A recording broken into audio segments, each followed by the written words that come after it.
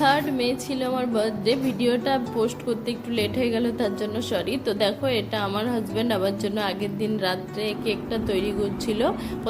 খুব সুন্দর হয়েছিল কেকটা। সকালে লুচি, সিমুই, ছোলার ডাল খেয়ে আমরা চলে গেছিলাম সকালে একটু বোগমাল্লো বিচ।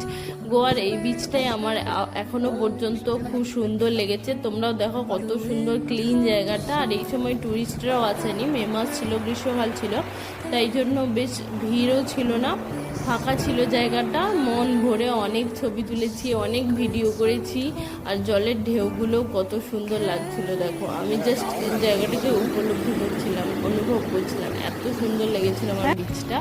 তো এই যে এই দৃশ্যটা দেখো, এই মাঝখান দিয়ে জল যাওয়ার দৃশ্যটা অসাধারণ ছিল। আর ঢেউগুলো খুব বড় বড় ঢেউ ছিল।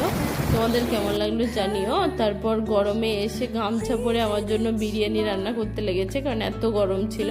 আর সকালে সে পায়েস রান্না করে গেছিলো।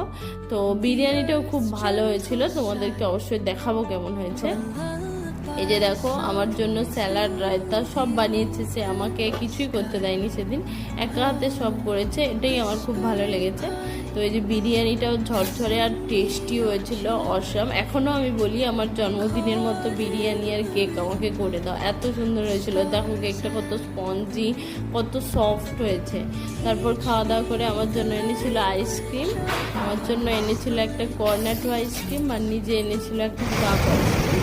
যাই হোক, এই বিচটায় আমি এসে কিছু রিলস বানাচ্ছিলাম। তোমরা আমার চ্যানেলটা ভিজিট করলেই দেখতে পাবে, আমি এখানে অনেক রিলস বানিয়েছি, তারও একটু ছবি তুলে দিচ্ছিলাম।